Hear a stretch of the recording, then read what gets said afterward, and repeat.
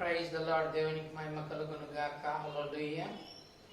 ప్రియమైన దేవుని బిడ్డలకు ప్రభువైన యేసు నామములో ప్రత్యేకమైన వందనాలు తెలియపరుస్తున్నాం. ప్రియ దేవుని బిడ్డలారా, మరి గత రోజు నుంచి 1000 ఏళ్ల పరిపాలన విషయంలో మరి మనం చూస్తూ ఉన్నాం.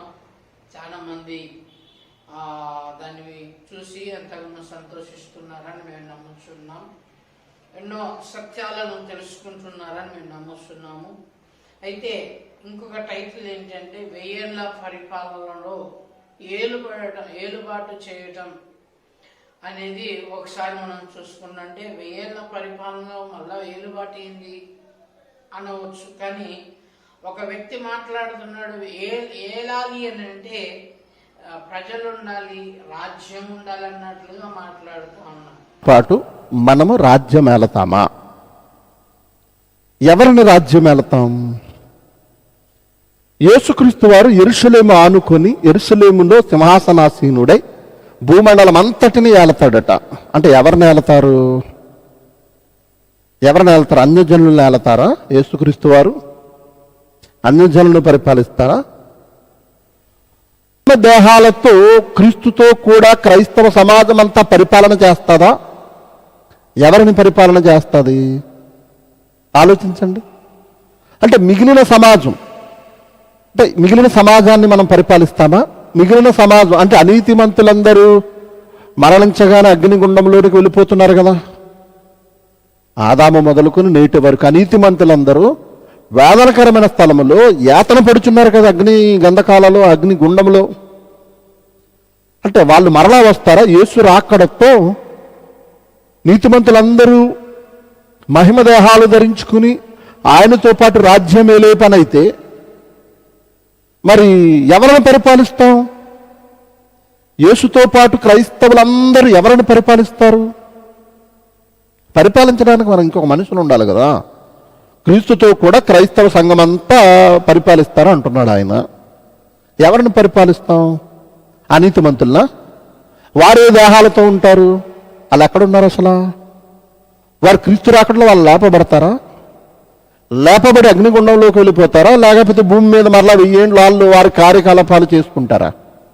లేకపోతే రక్త మాంసములు కలిగిన అయితే ప్రభు వాక్యం సెలవిస్తూ ఉంది. అసలు భూమి పునాది వేసినప్పుడు మొట్టమొదటి మానవునికి ఏమి చూపించి, ఇదిగో దీన్ని అంతటిని మీరు ఏలండి అని దేన్ని చూపించి అన్నాడు అనేది ఒకసారి ఆలోచన చేద్దాం ప్రియులారా.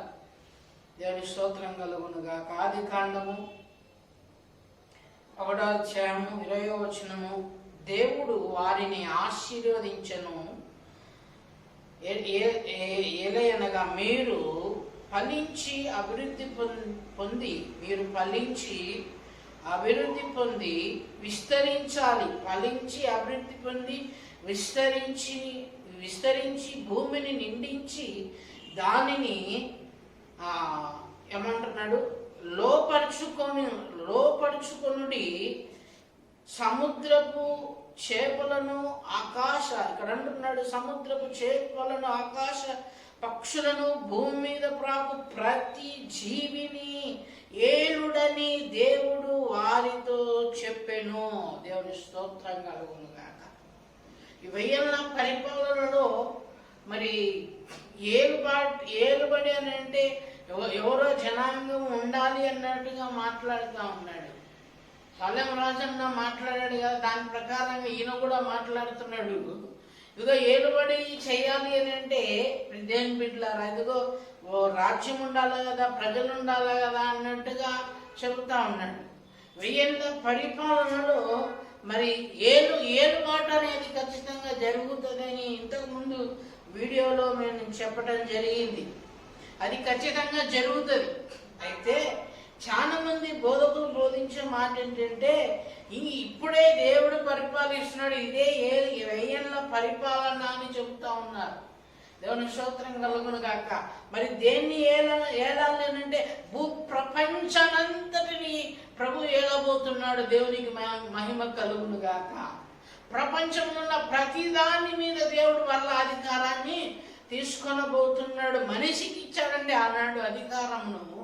మరలా రాబోతున్నటువంటి ఆ ప్రభువు మనిషి మీద ఉన్నటువంటి అధికారమును, మనిషికి ఇచ్చిన అధికారమును మరలా ఆయన తీసుకొని సమస్తమును ఆయన ఏలటానికి రాబోతున్నాడు. హల్లెలూయా. ఇక్కడ ఏమంటున్నాడు దేవుని బిడ్డలారా? ఆశీర్వదించి అంటున్నాడు. చూడండి, ఫలించి అభివృద్ధి పొంది ఏమేం చేయమంటున్నాడు? భూమిని నిండించి దాన్ని లోపరుచుకుని సముద్రపు చేపలను కూడా ఏలాలంట. దేవునికి స్తోత్రం కలుగును గాక. సముద్రపు చేపలు, ఆకాశ పక్షులు, భూమి మీద ప్రతి దాన్ని కూడా ఏలడం అని అంటారు. దేవుని చాలా మంది ఏలంటే ప్రజలు ఉండాలి, లేకపోతే రాజ్యం ఉండాలి అని అంటారు. కానీ వాక్యం వేసుకుని ఏంటంటే, దేవుని బిడ్డారా, ప్రతి దాన్ని ఏలటానికి మరలా ఆయన రాబోతున్నాడు. దేవుని స్తోత్రం కలుగును గాక. హల్లెలూయా. కనుక ఈ విషయాన్ని మీరు గమనించాల్సిందిగా ప్రభు నామములో మనం పరుస్తూ దేవునికి మహిమ కలుగు చేస్తూ ఈ మాటలు ముగిస్తా ఉన్నాను. దేవునికి మహిమ కలుగు.